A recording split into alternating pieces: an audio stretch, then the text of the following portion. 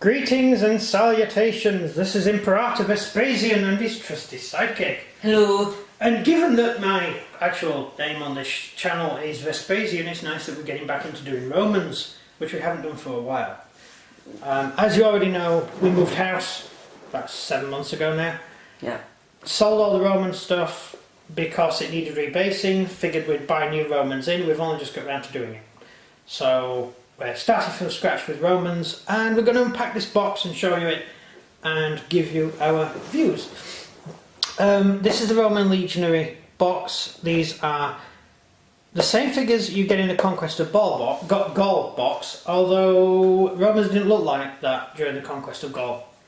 So it's the wrong figures for the period. This is Imperial Roman. Yeah, not Republic. These guys didn't fight Celts, put it that way. And we'll pop this out, and here we have the Romans. The sprues are... Is it me? What? All the boxes that Waller did at the beginning are way lighter grey than the new ones.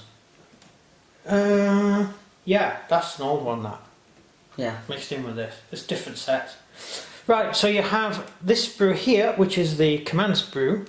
You have some wolf's cloaks, Opito's pointy stick, which is awesome. A hand to hold the banner. On the banner you have a hand. What is the hand? Where? The hand. What is it? It's the hand of God. No, hand of Emperor. Yeah, literally the hand of God. Yes. Oh, right. The hand of the hand Emperor. of God, Yes. is that? Yeah. The Emperor's will is being done on this battlefield. Yeah, this is the hand of the Emperor. I was supposed to say Emperor, but the first thing that came to my head. Oh yeah, God. No. And he was actually modelled on the current Emperor's hand. So it's actually his hand. And later on they did with the eagle. Oh, how has he had the eagle? They did the eye thing as well, that the Emperor was watching you. Oh, the face, yes. They would also have a guy carrying one with a face inside a little box. And the face was a mask of the Emperor. So it was the Emperor's actual face. And certainly a lot of the auxiliary troops, they actually believed that was the Emperor watching them. So the Romans, the less educated Romans, and certainly all the peasant troops who fought for them, they actually believed that that was God watching them on the battlefield. The Emperor is actually looking at them. They can see the actual Emperor's face on the top of a stick, and they believe it's usually pure silver, so it's really shiny. And they actually thought the Emperor was looking at them. So they fought hard, thinking they were being watched by God. Incidentally, the Emperor is God, so yeah. The Romans believed that the emperors became gods when they died, so they actually believed that. I mean, Nerva was a god? Yeah, imagine Nerva. Was Nerva a god? Did they make him into a god? What sort of temple would that be like? What offering would you give to him? Some cookies and a bit of milk? A newspaper? Yeah, newspaper, cookies and milk. That's it, that's all he needs. At the backbench row. Yeah, you're not going to sacrifice a cow to him, are you? You have to mash the meat up to make it into some sort of paste that you could eat with a little spoon. God, what a rubbish god that would be. God. No, at least that god doesn't punish you, so it's fine. Yeah, he won't punish you, no. And it's like, well, don't do it again. Naughty person, don't sack that city and kill all the women and children. How dare you? Naughty boy. And then he'll just go and have a sleep. Yeah. Maybe that's the sort of god you want, really. Yeah, really laid back, chill. Really? Like, oh, just stop it. Right. So, I want a devil to be like that. Romans didn't have a devil. They just had lots of gods, and some of them were bad. Yeah, some of them were bad. So you have the Roman command sprue there. This is the normal Roman sprue. In the big boxes you get loads of these ones. And they're just the normal Romans. I actually like intermixing the helmets with the veteran helmets sometimes, just to give them a bit of variety. Also, with the veteran one you get a lot of damaged helmets and things, and damaged shields, and that can lead to a bit of fun. You can have fun doing that. So these are the figures. They fit together really well, and you only need one arm, because the entire figure is a solid figure. You just stick the helmet and an arm on. That's all you do. And in this box you get a Ballista. Ballista. Yeah, ballistas were used by the Romans. There were so many ballistas. Like, there would be, I think, 2 ballistas to every century. Well, they were very effective, so... And that was, so to every 80 men, there were 2 ballistas. When Julius Caesar crossed the Rhine... No, was it Julius Caesar or Germanicus? No, it was Caesar. When Julius Caesar crossed the Rhine, he had 200 ballistas. And he didn't have that much of a big army. Meaning he had 100 regiments. Well, he probably had additional ones built. Wow. There were ballistas all over the place. There were factories that built these things. It was basically Industrial Revolution with wood and a small smith. Yeah. Basically. And no pollution. And no pollution was awful. When you went to Rome, you could see Rome in the distance because there was a cloud over it. With all the smoke coming up from Rome, all the fires burning, the workshops, the cooking, and say where that? Yeah, no, Rome had a huge pall of smoke over it all the time. It was like going into Mordor. Well, there's not much you can do with that kind of that. Yeah, and you couldn't see the stars at night for all the light. So it's pretty much like a normal town nowadays. Yeah. But the light was so bright at night in Rome. Well, because like in the countryside it's not like that. No, in the countryside it's pitch black all the time. Yeah. Yeah. So yeah, ballistae. Julius Caesar. These are the wrong shields. This isn't even Caesar period.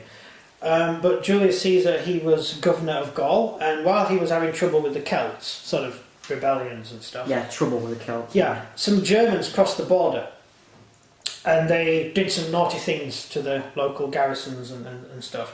So Caesar built a bridge across the Rhine, which everyone thought was impossible. He marched across the Rhine, set fire to a load of German cities or towns, and burned the bridge. And then burned the bridge when he left, just to scare the living daylights out of the Germans. It was great. He also, during the campaign, he on the opposite side of the bank there was a German army. And the German army, whenever the Romans moved, the Germans moved on the other side of the bank, so it would be impossible to cross. So what Caesar did, he got all the auxiliary troops to carry Roman shields. Not these ones, they were actually the round ones at the time, the oval ones. The auxiliary ones. A bit like the auxiliary ones, but they had a line down them. So he got them to carry them. And so the Germans thought the legions had marched away, so they followed them. And the actual Roman legions were hiding in bushes, and they came out and built another bridge over the river, crossed the river, and then attacked the Germans in the rear. So, there was a lot of that stuff going on. And they used ballistae to fire across the Rhine. So they were pretty good things to lend artillery support. Mm-hmm. So that's that. It's quite interesting. So, do you have any questions? Were the Roman legionaries very heavy armoured? Yeah. Yeah, for the day, they were the most armoured troops in the world. Were they small? Yeah, people? the little hobbits. Yeah. I've had so many rows about this online. No, the Romans, Julius Caesar was 5'1", which is the same height as my wife. I'm 5'2". You're taller than Julius Caesar. And Julius Caesar was a very tall Roman. He was a head taller than most Romans. So the Romans were, and the bodies were found of Romans, were actually quite small. Probably because of weight kept them down. Yeah, all the weight they carried, yeah. Yeah, you're just shrinking them. Yeah. But some people say it's because of diet. I think it's more down to genetics. Yeah. And as time went on, the Romans became taller, and I'm not really sure whether that's because of diet, because the Romans always had a good diet.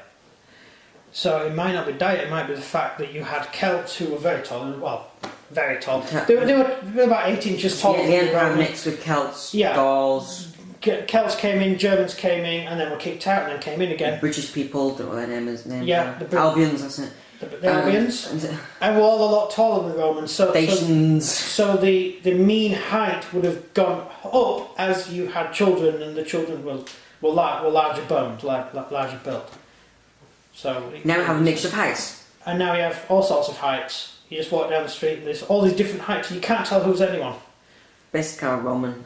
So a Roman will walk down the street and say Gaul, Celt, Gaul, Britain, redhead Britain, Dacian, and it's like point to all the Dacian, kill the Dacian, German, run away, he's got a sausage. Oh yeah, oh my god, the kind of Romans did that. Yeah, they made sausages illegal. Because they were evil. Sausages were bad, the Romans were scared of sausages. You'll have to bring weapons in, but you can't bring... But yeah, you can bring a battle axe. Yeah, you can't bring sausages. Yeah, so if you ever go to Rome, you can walk in with a glaive or battle axe, or anything full body armour, maybe 40 fully armed men, but you can't bring a sausage. No. Because sausages are illegal, because they're bad. It's just insane. But yeah, the Romans are funny chaps. That's one painted up. Based up, modelled after the ones you will already have seen if you watch our Hail Caesar war videos. From the very, very beginning. From the very beginning. You're going to see a lot more of them because we've got some brilliant stuff planned for the Romans. We're going to do a Dacian campaign. Oh god. Dacians versus Romans. I'm playing Dacians then. You're playing Dacians? Yep. Wow. Just so I get fit Folksman. Hang on, that means... Smash to bits. Alright, I've only got 2 generals really to choose from. One of them's Domitian. Yeah, why not? It's pretty cool.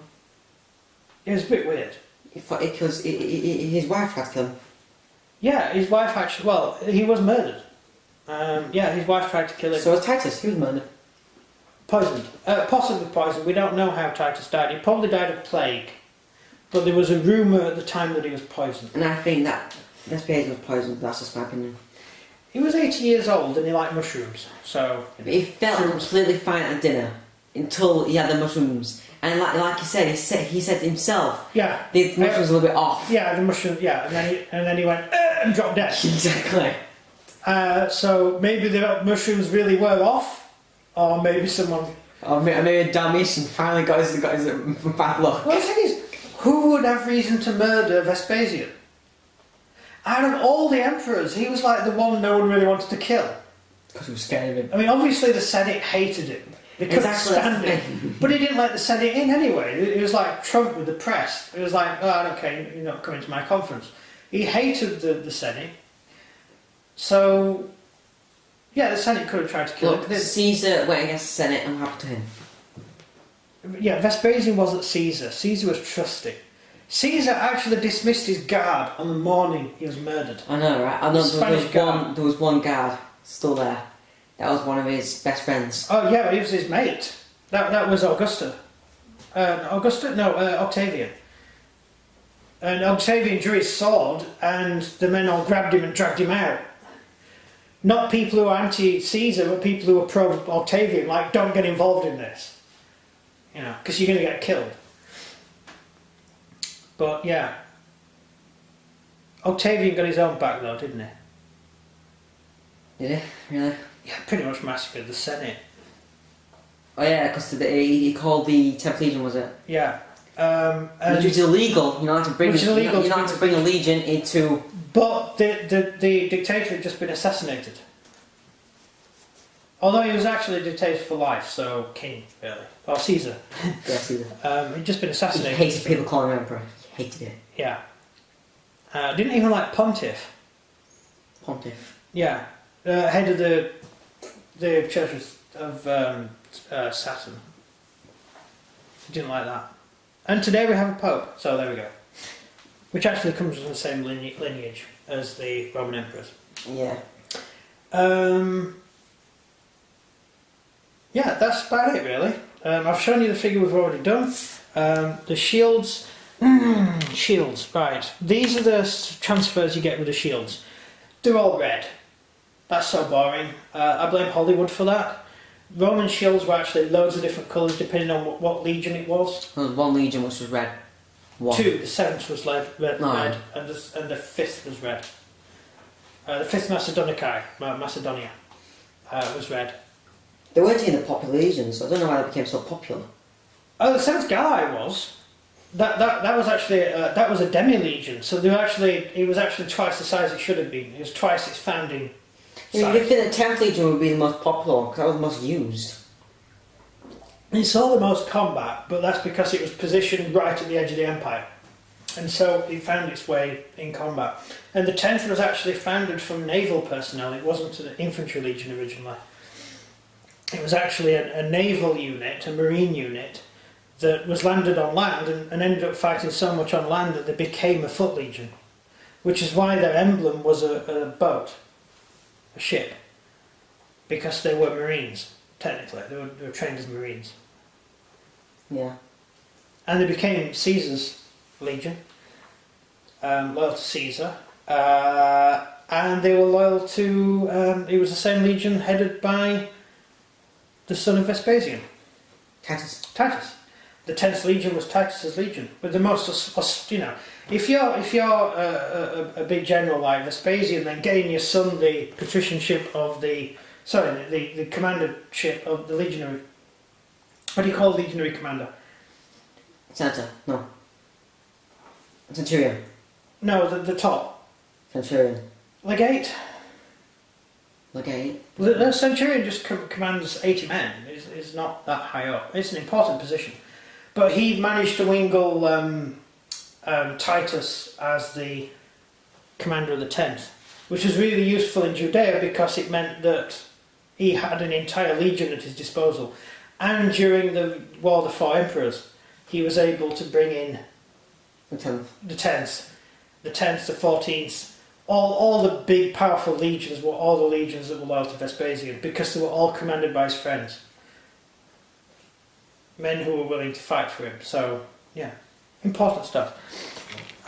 We will eventually, we're going to be doing, as I said, we're going to be doing Dacia next, the Dacian War. I've already built some Dacian scenery, which you may have seen if you watch our videos. So I've built the Dacian stuff. I'm building a Dacian army at the moment. I'm updating our Roman army, and so we're going to be doing a Dacian campaign, the same as the Judean campaign we did. And eventually we're going to do Year of the Four Emperors. Yay! As a full campaign. That's what I'm going to do now, become a historian. Yeah, it's the most interesting time in Roman history in my opinion. Going to be a good one. Hence the painting up the 10th kind of needed for the Year of the Four Emperors. The Germans are going to be the hardest to do. Yeah. The German legion, because they had octagonal shields. They're the only legion to be equipped with octagonal shields, and they were demi-legion as well. Now the Marines, they had a hexagon. Yeah, they are the same. Yeah, they had a sort of elongated hexagon shape. Yeah. Yeah. You will have seen that. If you watch the film Pompeii, although it's historically naff, other than the fact that a volcano exploded, that's the only historically accurate fact in the entire film. Yeah. The shields and the kit that the soldiers are wearing is they're naval troops. They're wearing naval uniform. Although for some reason the armour is black. The Romans never blacked their armour. They had their armour shiny, really, really shiny. Yeah. And that was so they looked like gods, basically.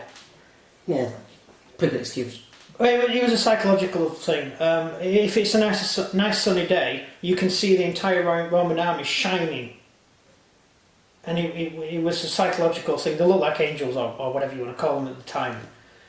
And also at night, the armour would reflect the moon, and the entire Roman army would look a ghostly blue. Like ghost light. And it was absolutely terrifying to anyone they were at war with. Anyway, I think that's about it for this video. So, yep. Outro? So if you enjoyed this video, please like and subscribe, and comment down below what you think of the Roman Legionaries. That's everything from me. And everything from him. Goodbye.